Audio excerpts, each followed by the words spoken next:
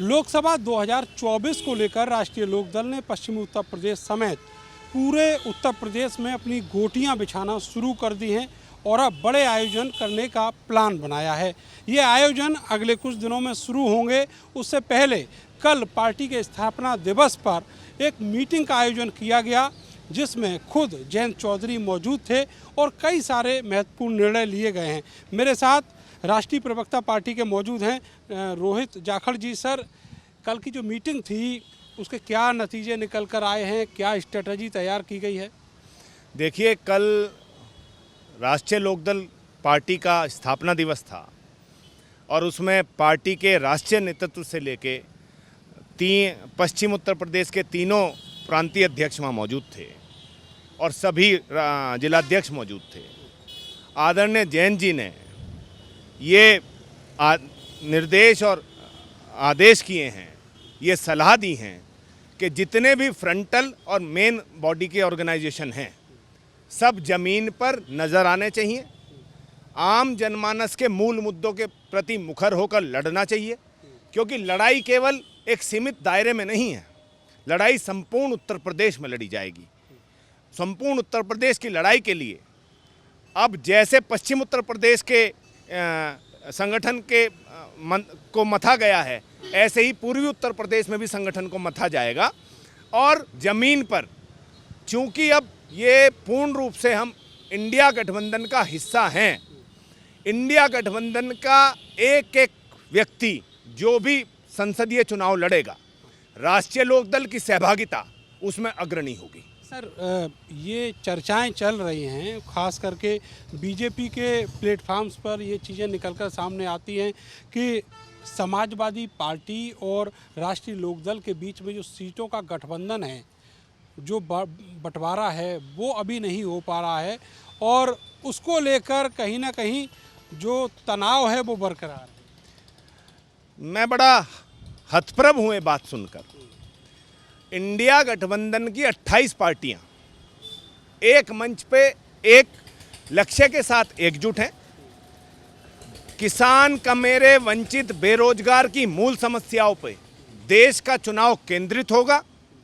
Bharatiya Janata party की विभाजनकारी और वैमनस्यता की जो नीतियां हैं उसको बिल्कुल भी चलने नहीं दिया जाएगा और पूरे चुनाव को मूल मुद्दों पर केंद्रित करके चुनाव लड़ेंगे। और जब जब मूल मुद्दों पर केंद्रित होकर चुनाव लड़ा गया है, तब तब राष्ट्रीय लोकदल या इंडिया गठबंधन के घटक दल जीते हैं। चाहे वो खतौली का चुनाव हो, उत्तर प्रदेश में घोसी का चुनाव हो, अभी 7 जगह उपचुनाव हुए, उसमें 4 जगह इंडिया गठबंधन जीता है।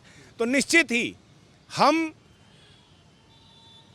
एक कदम आगे हैं अब एनडीए से, इसीलिए एनडीए के लोग घबरा गए हैं। अब हमारे सामने घोसी में भी न राष्ट्रीय जनतांत्रिक गठबंधन लड़ा था, उनके साथ भी 4 पार्टियां उत्तर प्रदेश में लगभग हैं। तो ऐसा नहीं कि भारतीय जनता पार्टी के सामने इंडिया लड़ रहा है, इंडिया के सामने एनडीए लड़ रहा है और एनडीए के सामने इंडिया लड़ रहा है। सर, ये बताइए कि पश्चिमी उत्तर प्रदेश के एक बड़े नेता इमरान मसूद पिछले दिनों बसपा से निकाले गए और उसके बाद अटकलें तेज हो गई कि वह राष्ट्रीय लोकदल को ज्वाइन कर रहे हैं। क्या चल रहा है अंदर खाने, चीज़ें जो हैं वो अभी तक निकल कर बाहर नहीं आ रही? देखिए, इमरान मसूद दिवंगत रशीद मसूद साहब के भतीजे हैं। पूर्व में भी श्रद्धेय चौधरी साहब के ज़माने से ये परिवार नज़दीक रहा है। नौमान जो इनके एक भाई अभी विधानसभा चुनाव के दौरान पार्टी छोड़ के गए हैं, जो चौधरी चरण सिंह की विचारधारा पे अपने आप को समर्पित करेगा, उसके लिए पार्टी के दरवाजे सदैव खुले हैं। और आदरणीय जयंत चौधरी जी का एक ही उद्देश्य है कि राष्ट्रीय लोकदल और आदरणीय चौधरी चरण सिंह जी की विचारधारा को जन जन तक पहुंचाना, किसान, कमेरे, वंचित, बेरोजगार और देश की बेटियों के उत्पीड़न के खिलाफ मुखर होकर लड़ाई लड़ना। चाहे वो मणिपुर का मसला हो, जहां जहां अत्याचार और दमन होगा वहाँ राष्ट्रीय लोकदल का एक एक कार्यकर्ता और इमरान मसूद को लेकर कल जो आपकी मीटिंग थी उसमें भी चर्चा हुई क्या? हमारी मीटिंग में केवल संगठन को सुदृढ़ करने की चर्चा हुई है और संगठन को सुदृढ़ करने के आदरणीय जयंत जी ने निर्देश दिए हैं और ज़मीन पर आपको संगठन की सुदृढ़ता दिखाई देगी।